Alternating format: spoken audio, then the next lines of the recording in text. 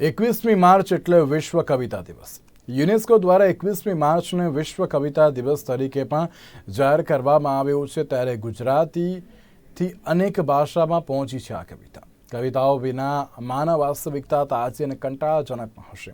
આજનો આ દિવસ સર્જનાત્મકતામાં સંકળાયેલા ઘણા લોકોના ઉત્સાહને આભારી પણ છે, કારણ કે સામાન્ય શ્રોતાઓને ભાવાત્મક રેખાઓ આપવાનો પણ એક પ્રયાસ જોવા મળતો હોય છે. ત્યારે આવું છીએ અમારા અમદાવાદના સંવાદદાતાનો વિશેષ અહેવાલ. વિશ્વ કવિતા દિવસ નિમિત્તે આપણે સીધા જ આ કવિઓ સાથે આજના દિવસને લઈને સીધી જ ચર્ચા કરીશું. મારી સાથે જોડાયેલા આ કવિઓ છે કે જેઓની સાથે આજના દિવસને લઈને તેઓ શું કહી રહ્યા છે તે સીધા જ તેઓની પાસે જાણીશું. આજનો વિશ્વ કવિતા દિવસ કેટલો ગૌરવ લઈ શકો છો આપ, અને શું કહેશો આજના દિવસ દરમિયાન? વિશ્વ કવિતા દિવસે મારે એટલું કહેવું પડે કે કવિતા એ કવિનો અંતરનો અવાજ છે. એટલે અંતરનો અવાજ એક કવિ અને ભાવક પ્રત્યે જે બે વચ્ચેની એક જોડાણ છે, જે માનસિક જોડાણ છે, એ તમને એ ઓટોમેટિક કરી આપે છે.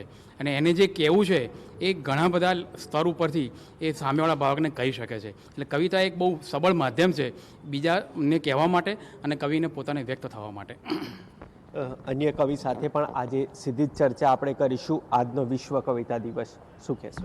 બિલકુલ, વિશ્વ કવિતા દિવસ નિમિત્તે એટલું કહેવું છે કે કવિતા એ સીધી હૃદયને સ્પર્શે છે. કવિતા એ સીધી માનવ મૂલ્યોને સ્પર્શે છે. કવિતા એ સીધા આપણા જે લાગણીના તંતુ સાથેનું જોડાણ થાય છે. અને સૌથી અગત્યની વાત એ છે કે ઓછા શબ્દોમાં વધારે કહેવાની અને અસરકારક કહેવાની કળા માત્ર અને માત્ર કવિતાને લાદી છે. એટલા માટે જ આ ફિલ્મના ગીતો આપણને સતત યાદ રહે છે. અને એકાદી પંક્તિ એ કવિતા જ છે, અને એ પંક્તિ એકાદી ક્યાંક મનમાં રણઝણી જાય અને આપણો આખો દિવસ સુધરી જતો હોય એવા અનેક દાખલાઓ છે. એટલે કવિતા થકી ક્યાંક માણસ હતાશ થયો હોય અને એના જીવનમાં નવી ઉર્જા આવી હોય એવા પણ અનેક દાખલાઓ છે. આપણા જ્ઞાનપીઠ પુરસ્કૃત રાજેન્દ્ર શાહની કવિતા ભાઈ રે આપણા દુઃખનું કેટલું જોર કુમાર સામયિકમાં છપાય અને એક વાચકે એ વાંચી અને આત્મહત્યા કરવાનું વિચારતો હતો, હતાશ થઈ ગયો હતો, જીવનથી હારી ગયો હતો, થાકી ગયો હતો, અને કવિતા વાંચીને એને નવી ઉર્જા મળી અને એણે ફરી જીવન જીવવાનું શરૂ કર્યું. અને એમણે કાગળ પણ લખ્યો. એ જીવંત ઉદાહરણ છે. ચોક્કસથી એક ખૂબ જ મહત્ત્વનું ઉદાહરણ છે તે પણ તેઓ આપ્યું કે જે આત્મહત્યા કરવા માટે પ્રેરાયેલો વ્યક્તિ હતો તેને પણ એક નવી ઉજાસ થઈ અને તેને પણ પોતાનું જીવન છે તે ખુશીઓથી ગુજાર્યું. અન્ય સાથે સીધી જ રીતે વાત કરીશું. અનેક દાખલાઓ છે કવિતાઓને લઈને. માનવીનું જીવન પણ ક્યાંક બદલાવેલી વાત છે. આપ શું કહેશો? જી, સૌપ્રથમ તો જે અગાઉ મારા બંને કવિ મિત્રો વાત કરી ગયા, ચેતન શુક્લ અને હરદ્વાર ગોસ્વામી હતા, ગુજરાતના સજ્જ એવા સંચાલક, અને હું ડૉક્ટર રઈસ મનિયાર. આપ સૌ ગુજરાતીઓનું આ વિશ્વ કવિતા દિવસે સ્વાગત કરું છું. અને મારે એટલું જ કહેવાનું છે કે કાશી સુધી ગયો ન તો મક્કા સુધી ગયો, કે કાશી સુધી ગયો ન તો મક્કા સુધી ગયો, સદભાગી તો એ છું કે હું કક્કા સુધી ગયો. તો આ કક્કાનો ક એ ક્યારે કવિતાનો ક બની જાય છે એ કહી શકાતું નથી. ગુજરાતી ભાષાની મધમીઠી અનેક કવિતાઓ અને વિશ્વભરની તમામ કવિતાઓ યાદ આવે, પણ ચાર પંક્તિ મારે કહેવી છે કે મેં તારા નામનો ટવકો અહીં છાતીમાં રાખ્યો છે, કે મેં તારા નામનો ટવકો અહીં છાતીમાં રાખ્યો છે, ભૂસાવા ક્યાં દીધો કક્કો હજી પાટીમાં રાખ્યો છે, મલક કઈ કેટલાક ખૂંદ્યા બધાની ધૂળ ચોંટી પણ હજુ એ મારો ધબકારો મેં ગુજરાતીમાં રાખ્યો છે. તો આપણી માતૃભાષા ગુજરાતી ના ધબકાર શ્વાસમાં લઈને, જીવનમાં લઈને જીવતા સર્વે ગુજરાતીઓને વિશ્વ કવિતા દિવસની મારા તરફથી હું શુભેચ્છા પાઠવું છું. વિશ્વ કવિતા દિવસ નિમિત્તે આ કવિઓ છે કે જેઓ આપણી સાથે સીધી જ ચર્ચા કરી રહ્યા છે. અન્ય સાથે પણ સીધી જ વાત કરીશું. આજનો જે વિશ્વ કવિતા દિવસ છે શું કહેશો? એ સૌથી પહેલાં તો આપ સૌને વિશ્વ કવિતા દિવસની હું કવિ ભાવેશ ભટ્ટ શુભેચ્છાઓ પાઠવું છું. લખાતી હોય છે જેનાથી કવિતા, લખાતી હોય છે જેનાથી કવિતા, ખરેખર એ કલમની જાત્રા છે. તો કવિતા પણ જે કલમ માટે જો જાત્રા બની જતી હોય તો એ કવિ માટે તો શું ના બને. એક કવિ માટે કવિતા એક તીર્થધામથી ઓછી નથી. અને કોઈ શ્રદ્ધાળુ જેમ એના તીર્થધામને જોઈને રડિયાત થતો હોય છે, એમ કવિતાથી દરેક કવિ રડિયાત થતો હોય છે અને જગતને રડિયાત કરતો હોય છે. બસ આટલું જ કામ હોય છે કવિતાનું. ચોક્કસથી સૌથી ઓછા શબ્દોમાં વાતને રજૂ કરવી એટલે કવિતા. ત્યારે અન્ય સાથે પણ સીધી જ રીતે વાત કરીશું આજના કવિતા દિવસ નિમિત્તે. આપ શું કહેશો? હું ગૌરાંગ ઠાકર, આપ સૌને વિશ્વ કવિતા દિવસની ખૂબ ખૂબ શુભેચ્છાઓ. મિત્રોએ વાત કરી એમ કવિતા એ હૃદયની ભાષા છે. કવિતાથી માણસ વધારે માણસ બને છે. જેમ ઉમાશંકરે કહ્યું કે હું માનવી માનવ થાઉં તો ઘણો, એનો રસ્તો માત્ર કવિતા પાસે છે. આપણે કોઈ ચોર, ડાકુ, આતંકવાદી પાસે કવિતા નથી સાંભળતા. એનું કારણ એ છે કે એનામાં હજી આ કવિતા રોપાવાની બાકી છે. તો એ કવિતા એ માણસને સાચો માણસ બનાવે છે, એ વાત છે. બે પંક્તિથી મારી વાત કરીશ કે આવેગમાં વિરામ કવિતા વગર નથી, આવો સરસ મુકામ કવિતા વગર નથી.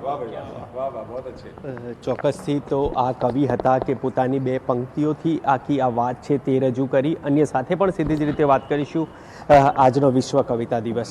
શું કહેશો? મારું નામ ભાવિન ગોપાણી. સૌ કવિ મિત્રોને અને કવિતાના સૌ ચાહક મિત્રોને આજના દિવસ માટે ખૂબ ખૂબ શુભકામના.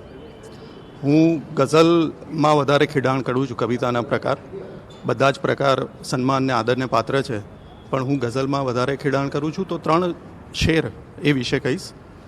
છે વાલી ગઝલના દીવાના ઘણા, છે વાલી ગઝલના દીવાના ઘણા, જે સતત બસ ગઝલના વિચારો કરે છે. ગઝલમાં વસે છે, ગઝલને શ્વસે છે, ગઝલને જીવનનો સહારો કરે છે. વિતાવે છે રાતો ગઝલના નશામાં, સવારે ગઝલથી ઉતારો કરે છે. ખૂબ ખૂબ આભાર. ચોક્કસથી તો આ કવિઓ છે કે જેઓ સીધી જ આપણી સાથે વાત કરી રહ્યા છે. અન્ય સાથે પણ સીધી જ રીતે વાત કરીશું આજનો જે વિશ્વ કવિતા દિવસ છે. શું કહેશો? સૌથી પહેલાં તો સૌ કાવ્ય પ્રેમીઓને, કવિઓને વિશ્વ કવિતા દિવસની ખૂબ ખૂબ શુભકામનાઓ. તમે કહ્યું એમ કવિતા લાઘવની કળા છે, તો આજના દિવસે વધુ કશું ન કહેતા હું મારા 2 શેર રજૂ કરીશ.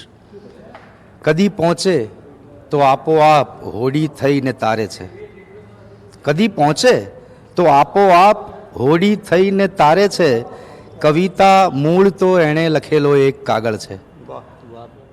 ને બીજો એક શેર કહીશ કે બંદૂકના નાળચાથી વધુ જોખમી છે એ, બંદૂકના નાળચાથી વધુ જોખમી છે એ, ખુદનો છતાંય હાથ જે લમણે મુકાય છે.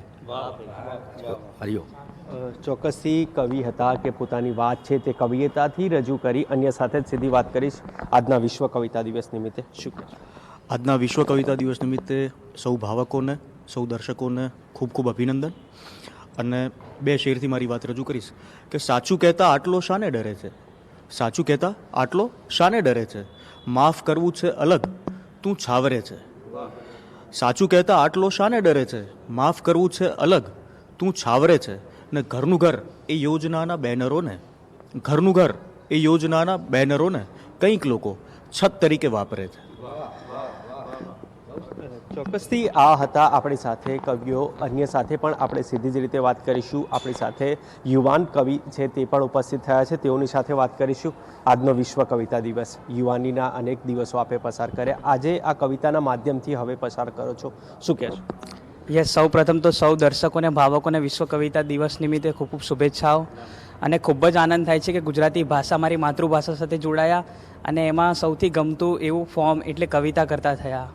અને આપ સૌ પણ કવિતા વાંચો, કવિતા સાથે જોડાઓ અને આપણી ગુજરાતી ભાષાને સમૃદ્ધ કરો એવી અપેક્ષા રાખીએ છીએ.